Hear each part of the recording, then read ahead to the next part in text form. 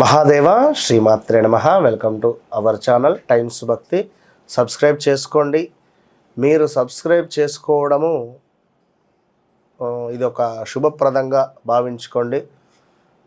నన్ను కలవక ముందు, నన్ను కలిసిన తర్వాత అనేటువంటిది చాలామందికి నేను చెప్తూ ఉన్నాను. అందరూ అది ఫాలో అవుతూ నన్ను కలుస్తూ ఉన్నారు. చాలా సంతోషం. చాలా బిజీగా కూడా ఉంటుంది వ్యవస్థ. అయినప్పటికీ కూడా మీకోసము ఈ 2026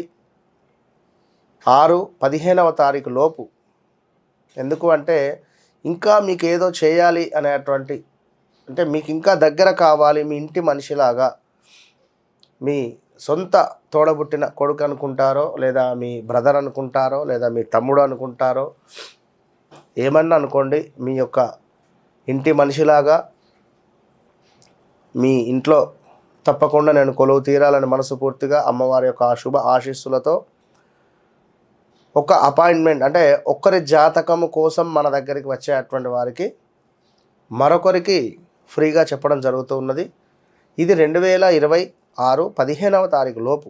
ఎందుకు అంటే మరి కొత్త సంవత్సరం కనుక ఎలాంటి తొందరపాటు నిర్ణయాలు తీసుకోవాలి, ఎలాంటి తొందరపాటు నిర్ణయాలు తీసుకోవద్దు అని పాపం అందరూ, అంటే కొందరు తర్జన భర్జన అవుతూ ఉంటారు. ఇందులో భాగంగా కేవలం ఒకరి గురించి తెలుసుకునే ప్రయత్నంలో నేను మరొకరి గురించి కూడా మాట్లాడేటువంటి ప్రయత్నం చేస్తాను. అలా అని చెప్పి ఏదో టూకీగా మాట్లాడడం ఉండదు. తప్పకుండా వీరితో ఎంతసేపు అయితే మాట్లాడతానో వారితో కూడా అంతసేపే మాట్లాడతాను. సో ఓకే, ఏదేమైనా 30వ తారీఖు మనకు ఈ యొక్క ముక్కోటి ఏకాదశి, ఉత్తర ద్వార దర్శనాలు. మరి ముక్కోటి ఏకాదశి అంటే స్వామివారిని చక్కగా ఉదయాత్పూర్వమే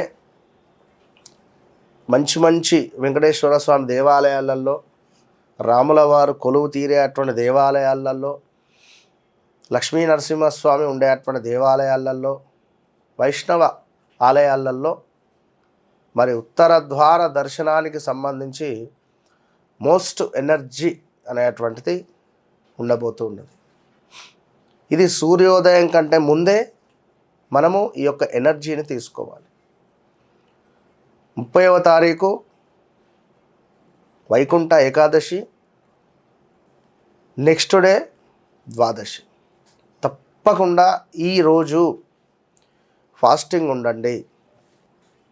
ఈరోజు ఖచ్చితంగా ఫాస్టింగ్ ఉండండి. ఎందుకంటే ఈరోజు ఫాస్టింగ్ ఉండేటువంటి వారికి, ఉపవాసం ఉండేటువంటి వారికి తప్పకుండా మోక్షం అనేటువంటిది లభిస్తుంది. ప్రతీదీ కూడా మాకు వివాహము, మాకు సంతానము, మాకు ఆర్థిక పరమైనటువంటి ఇబ్బందులు, ఇలా ఎన్నెన్నో కూడా మనకుండే బాధలు మనకుంటవి.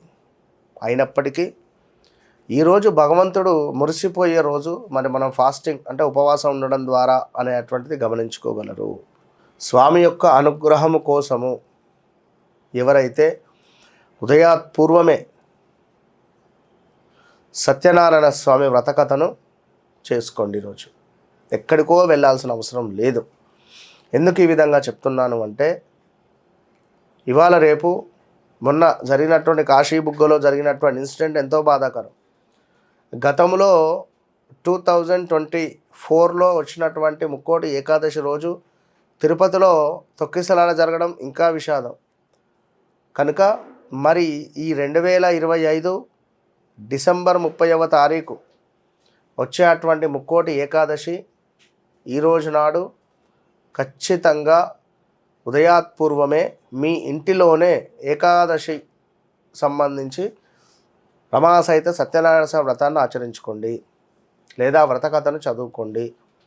దగ్గరలో ఉండేటువంటి దేవాలయానికి వెళ్ళండి. ఈరోజు నాడు పచ్చకర్పూరాన్ని స్వామికి సమర్పించండి. 112211 ఈ సింబల్ ఏదైతే ఉందో, ఒక వైట్ పేపర్ మీద బ్లూ కలర్ పెన్ తోటి 112211 ఈ సంఖ్యను రాసి చక్కగా మీ మొబైల్ వెనకాల పెట్టుకోండి ఈ రోజు నాడు, ఈ ముక్కోటి ఏకాదశి రోజు నాడు మీరు 112211 ఇగో నేను ఏ విధంగా పెట్టుకున్నానో చూడండి.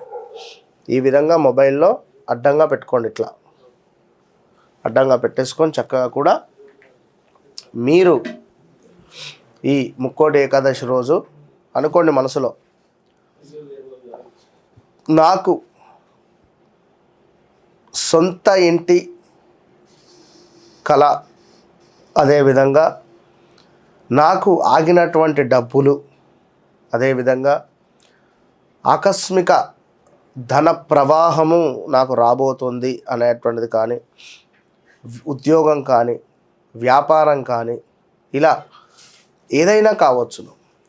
దీనికి సంబంధించి మీరు మనసులో ఒక కోరిక కోరుకొని ఇది మీ మొబైల్ వెనకాల పెట్టుకోండి. తప్పకుండా మీకు ఒక 11 నుండి 21 రోజుల లోపే మీ కోరిక నెరవేరే పరిస్థితి ఉంటుంది. అదేవిధంగా ఈరోజు తప్పకుండా వెంకటేశ్వర స్వామిని దర్శించుకోండి. మీకు వీలైన సమయానికి ఉదయాత్పూర్వమే వెళ్తే మంచిది, కానీ మీ దగ్గరలో ఉండేటువంటి దేవాలయాలను కూడా ఆదరించే ప్రయత్నం చేయండి. మీ దగ్గరలో ఉండేటువంటి దేవాలయాన్ని కూడా ఆదరించుకోవాలి. కనుక ఈరోజు నాడు ఉపవాసం ఉండేటువంటి వారు చాలామంది ఉంటారు. తప్పకుండా ఈరోజు నాడు ఎవరికైనా మీరు పండ్లను పంపిణీ చేసే ప్రయత్నం చేయండి.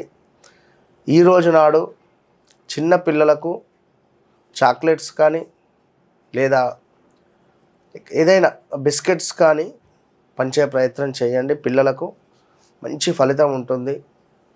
సో ముక్కోటి ఏకాదశి రోజు తప్పకుండా వెంకటేశ్వర స్వామి కథను వినండి. దీనికి తోడు స్వామివారిని దర్శించండి, తరించండి. All the best.